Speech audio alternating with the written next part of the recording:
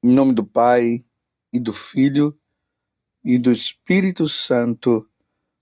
Amém. Naquele tempo, Jesus passou no meio de uma plantação num dia de sábado. Seus discípulos tinham fome e começaram a apanhar espigas para comer. Vendo isso, os fariseus disseram-lhe: Olha, os teus discípulos estão fazendo o que não é permitido fazer em dia de sábado. Jesus respondeu-lhes: Nunca lestes o que fez Davi, quando ele e seus companheiros sentiram fome? Como entrou na casa de Deus e todos comeram os pães da oferenda, que nem a ele nem aos seus companheiros era permitido comer, mas unicamente aos sacerdotes? Ou nunca lestes na lei que em dia de sábado no templo os sacerdotes violam o sábado sem contrair culpa alguma? Ora, eu vos digo, aqui está quem é maior do que o templo. Se tivesses compreendido o que significa quero a misericórdia e não o sacrifício, não terias condenado os inocentes. De fato, o Filho do Homem é Senhor do sábado. Palavra da salvação. Glória a vós, Senhor. Meus irmãos e minhas irmãs, hoje é sexta-feira. Não esqueçamos que dia de sexta-feira é dia de fazermos a nossa abstinência de carne. É preciso lembrar porque tem muita gente que esquece que sexta-feira é o dia de abstinência de carne. A exceção é para quem está doente ou está aí sob uma prescrição médica que precisa comer, aí não tem jeito. Mas também eu não acredito que um dia sem comer carne ninguém vai morrer, né? Pode se substituir por outra coisa. E aí nós temos o peixe, ovos, mas carne, no dia de sexta-feira não. Façamos o nosso jejum no dia de hoje, que é muito importante, ainda mais diante desses tempos que nós estamos vivendo e as recomendações de Nossa Senhora nos dias de sexta-feira é justamente esse. Sendo Medjugorje, Nossa Senhora ainda recomenda que é bom fazer também na quarta-feira. E estamos aí no Evangelho de São Mateus, capítulo 12, do versículo 1 até o 8. Esse drama dos fariseus que, infelizmente, colocaram a lei acima do amor.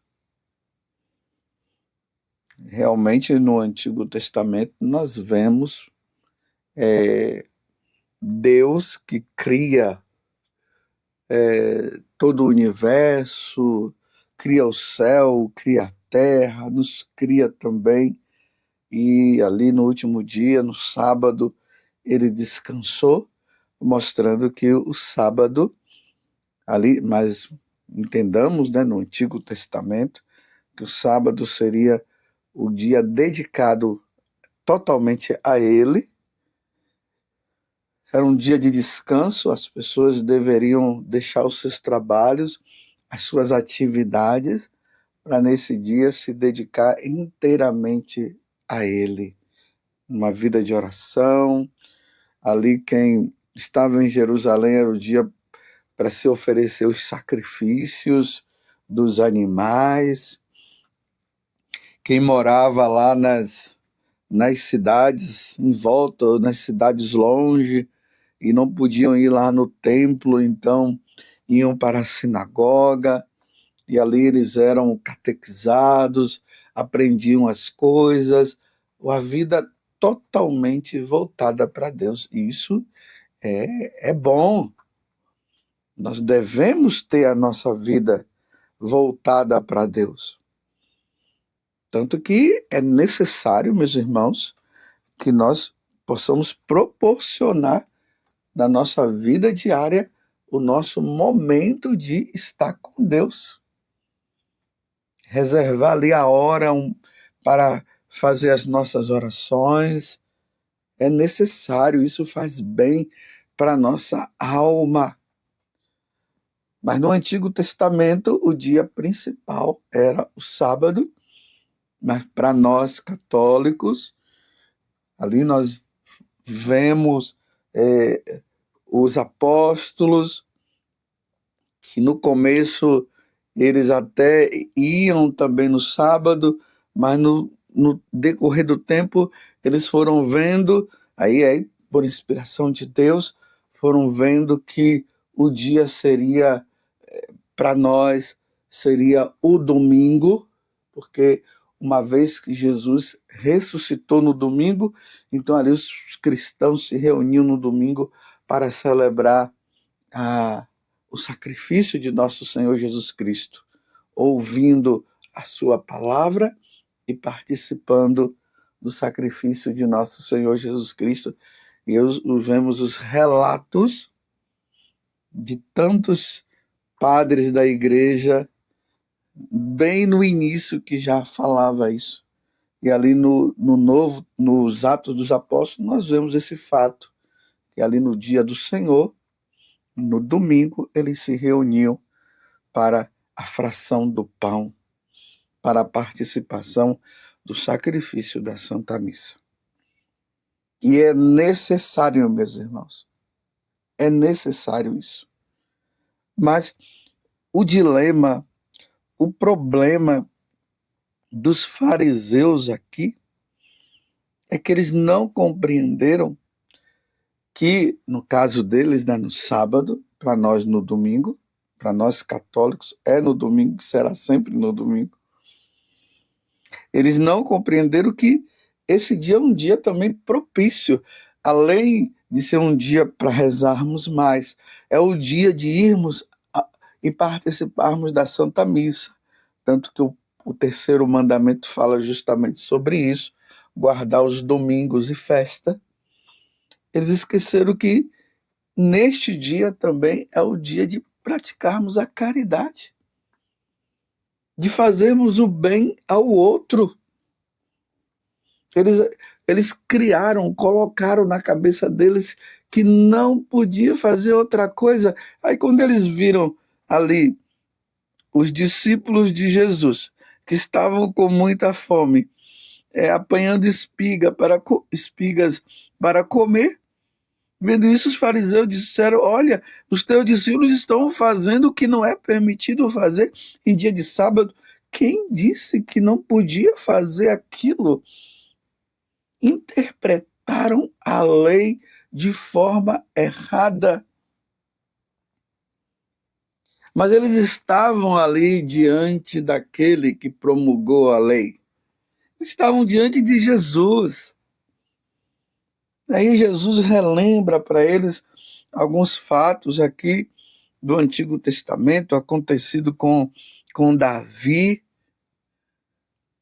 E aí Jesus fala: de fato, o Filho do Homem é Senhor do sábado. Como Jesus disse lá no Sermão da Montanha, que ele não veio para destruir a lei, ele veio aperfeiçoar a lei. E como eles estavam interpretando a lei de forma incorreta, Jesus agora vem mostrar para eles, porque ele tem toda a autoridade, porque ele é Deus, e vem mostrar para eles que o bem precisa ser feito neste dia. Como muitas vezes eu falo para vocês, né, que a caridade, ela está acima de qualquer situação. Por exemplo, o domingo é o dia de nós participarmos da Santa Missa, Mas quantas pessoas que desejariam tanto participar da missa, mas elas não podem porque estão no hospital, estão cuidando dos seus pais, estão cuidando de algum doente, não tem como deixar aquele doente sozinho.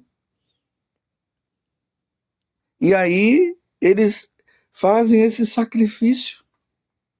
Por isso que Jesus está dizendo aqui, ele fala, quero a misericórdia e não o sacrifício. O sacrifício, essa forma como eles estavam interpretando, né? Quero a misericórdia e não o sacrifício, não teria condenado os inocentes. A forma como eles estavam interpretando. Então, a pessoa ela faz, diante desse sacrifício que ela acaba fazendo, Jesus vem, eu quero a misericórdia. E é misericórdia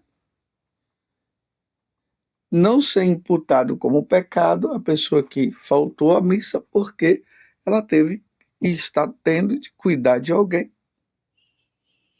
Uma vez eu atendi uma senhora que há muitos, já tinha muito tempo, anos que ela não estava participando da missa, porque ela tinha que cuidar da mãe, a mãe em cima da cama, não tinha quem cuidasse da mãe. Eu ainda perguntei, não tinha ninguém que pudesse substituir um pouco para a senhora poder participar da missa? Não, padre, eu tenho que ficar ali. E minha mãe só tinha segurança comigo mesmo, né?